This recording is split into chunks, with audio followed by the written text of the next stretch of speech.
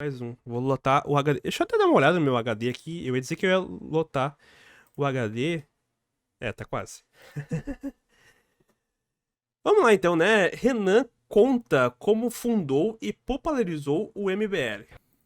Quando tu entrou na política, tu imaginou que tu participaria tão forte e presente da história do Brasil? Ai, cara, história do Brasil. Nossa, estão dando... Acabei de borrar aqui o negócio aqui. Estão dando muito crédito para ele. Pro MBL, cara. Tudo bem que o MBL, ele tem o grupinho e a força dele, mas não é tanto também, gente. Calma. Pô, que bela pergunta, velho. Isso é uma coisa muito pessoal, assim. Eu sempre... Todo mundo, acho que guarda pra si algum tipo de... Pô, preciso fazer alguma coisa interessante na vida, né? E eu, desde criança... Desde muito criança, eu... Não é que eu gostava de política. Na verdade, eu não gosto de política institucional. Se eu for falar, eu vejo essas análises. O PMDB discutiu ontem, o Ministério tá... Eu acho isso insuportável. Eu não gosto disso. Mas eu gosto de entender determinados processos históricos, entender ou analisar um determinado jogo de poder, entender como ideias... Isso o que eu curto. Agora, eu como agente, eu não... Assim, eu me entendi como agente político quando eu fiz política na universidade, na Faculdade de Direito da USP. E eu era bom naquilo. Eu criei um movimento político na faculdade pra romper com o PT lá. E eu era muito novinho. Aprendi, fiz muita besteira, assim... erros políticos idiotas, mas eu aprendi demais. Só que eu entendi ali que, pô, eu consigo fazer coisas que eu não imaginava que era capaz de fazer. Né? E eu entendi que eu era bom. Eu não sou o cara mais carismático do mundo, nem de longe. Também não sou o cara mais inteligente do mundo. Não sou a pessoa mais fácil de lidar, mas eu consigo pegar um determinado horizonte e eu consigo convencer pessoas talentosas, mais talentosas do que eu, a trabalhar comigo naquele horizonte e saber... Como se fosse, se eu fosse falar um jogo de futebol, seria o chave, talvez. Sabe? Um belo meio campo que vai armando e vai dando ritmo no time. E eu sabia que eu conseguia fazer coisas grandes fazendo isso.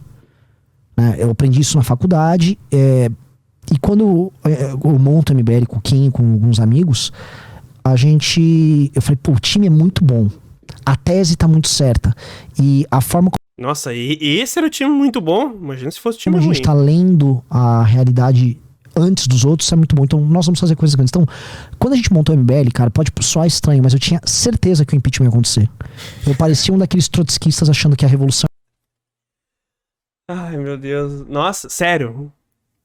Sério que vocês acham realmente que foram fundamentais pro impeachment da Dilma?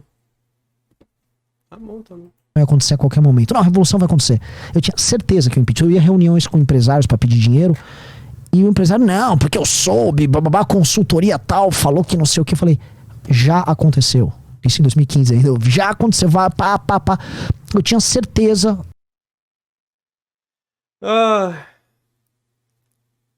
Bom, os caras estavam com o Eduardo Cunha, né? Do processo e da natureza da coisa, e eu tava confiando muito no time que a gente tinha. Por exemplo, o Kim era uma criança. Ele ia debater, assim, não é que ele ia ser entrevistado por um jornalista sacana. E assim, a gente treinava madrugadas inteiras. Pá. O Kim ia lá e acabava com o jornalista. O jornalista ia pegar ele, pá. Então, a gente via que, pô, a gente é um grupo especial, a gente tá fazendo coisas especiais. E quando você tem essa mentalidade, pelo menos a gente tinha, as coisas grandes vinham e a gente não se impressionava. Então, em nenhum momento, isso é uma característica bem interessante do MBL. A gente se impressionou com o poder. Eu nunca fui numa dessas reuniões importantes com grandes figurões. Deixa eu tirar uma foto com você. Eu não tenho isso. Às vezes você faz uma foto protocolar. Tirem uma foto aqui, mas eu nunca me impressionei. Sabe, você tá com o microfone lá, tá a Paulista inteira lá. Nunca. Então, isso pra gente sempre soou natural. Porque também a gente nunca viu, sei lá, o processo como o tesão. Tô com like, eu sou reconhecido na rua. Eu nem sou muito, mas os meninos são, o Kim, o Arthur. Mas a ideia de, tipo, eu sei o que eu tô fazendo. Acho que essa é a parte legal. Porque a gente sabia, por exemplo, o impeachment deu certo. E depois ia vir um governo Temer, que era um governo tampão. Só que a gente já sabia assim, a nossa função meio que acabou aqui no governo Temer. Oh, meu Deus. Sério mesmo que acham que teve participação no impeachment da Dilma? Cara, vocês só participaram da foto, cara. Sim, assim, ó. Sinceramente, eu posso estar falando bobagem, eu acho que eu tô, mas, cara, vocês não tiveram, tipo assim, ó. Vocês, por impeachment sair, se o MBL tivesse sido criado ou não, sairia de qualquer jeito, cara. Entende?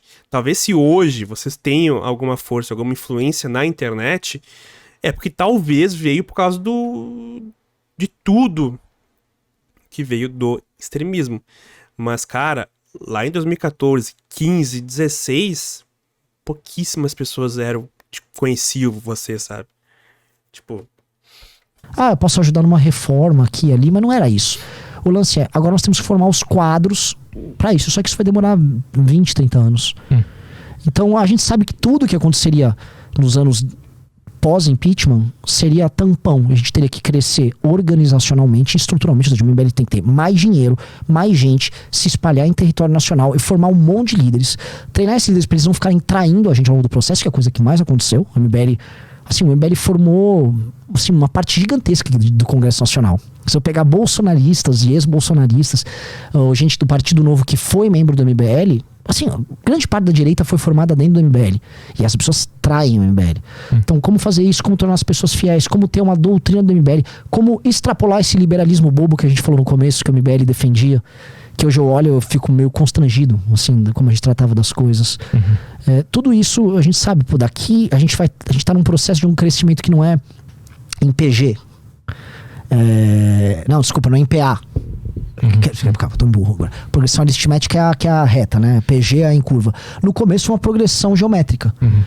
Agora não. É uma curva de crescimento constante, né? Que é a estruturação do movimento. Então, como o nosso horizonte foi esse, nada nos surpreende, nem pra bem nem pra mal. Então eu sei que a gente fez coisas bem grandes e eu sei que a gente vai fazer muitas outras até maiores.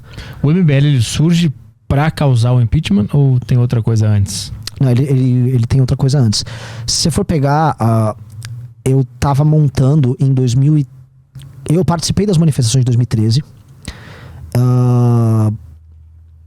e vi aquilo e eu achava, assim, eu participei, mas achava aquilo tudo muito burro.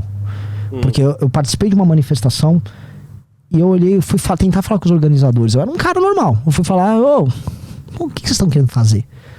Não, porque eu nem lembro, tinha uma pauta Era do ônibus lá Mano, já não era mais do ônibus, já tinha passado do ônibus e tinha se tornado tudo era causa. Eu falei, mas isso aqui é do governo. Tá, isso aí eu até concordo. No federal, não, mas muda isso aqui, não sei o que. Assim, a liderança das manifestações de 2013 eram muito toscas. E não adianta a gente falar, não tinha liderança. Não. Tinha. Todo ato tinha algum organizadorzinho. Tinha alguém que levava os megafones, alguém que falava o trajeto.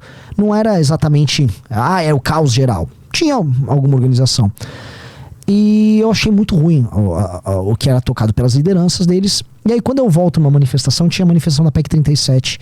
E a manifestação da PEC 37 já tinha uma pauta. E a pauta poderia obter uma vitória concreta no Congresso Nacional. Falei, opa.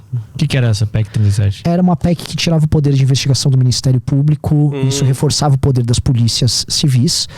Que você consegue ter um controle político, claro, você nomeia os delegados, né? A Secretaria de Segurança nomeia os delegados nas polícias civis, então você diminuía as investigações sobre figurões políticos. Cara, é uma coisa muito específica pra gerar uma movimentação assim, né? Isso, mas foi uma das datas, foi uma das manifestações ligadas a junho de 2013 foi a da PEC 37.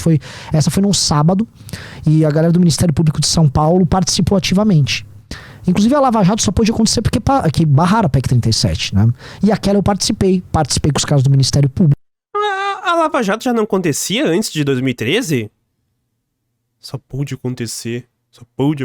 Nossa, estão botando um peso enorme que eu acho que não tem, cara. Eu acho que a Lava Jato... Deixa eu dar uma olhada aqui. Início da operação... Eu posso estar errado. Operação... Nossa, tá com... Preciso comprar.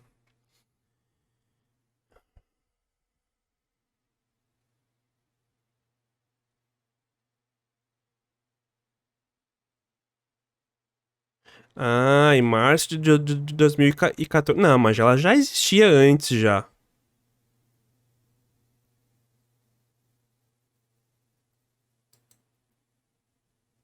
Ou não?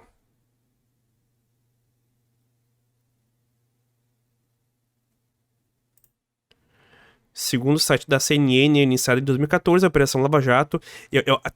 Eu acho que a Operação Lava Jato em si, ela inicia em 2014, eu acho, mas ela já tinha outras operações, outras investigações antes. Vai lá. Público.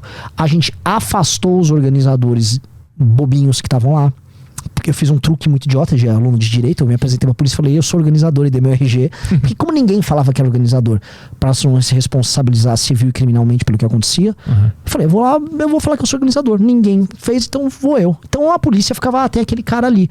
Grudei na galera do Ministério Público e a gente tocou uma manifestação. Não teve um problema com vandalismo, não teve nada. Foi uma manifestação legalzinha. Semana seguinte, arquivou o negócio da PEC 37, ou pedalaram ela, jogaram ela pra lá. Falei, pô, não sou ruim nisso aí, velho. E aí eu falei, vou montar um instituto. Aí eu vou me montar um instituto, porque eu já entender como é que funcionam as redes sociais. Aí eu comecei a estudar o que estava acontecendo, comecei a achar pessoas boas. E eu montei um movimento, primeiro na minha cidade, na época que era Vinhedo. Tinha um movimento Renova Vinhedo pra testar. Então eu usei Vinhedo como uma célula. Juntei alguns amigos, a gente começou.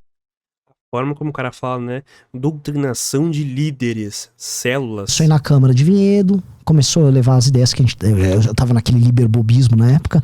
Levava um negócio na Câmara, atacava um vereador do PSOL. Aí foi aprendendo os métodos. Tá. Então isso tudo é 2014. Como assim atacar vereador? Porra. Bem anterior ao MBL.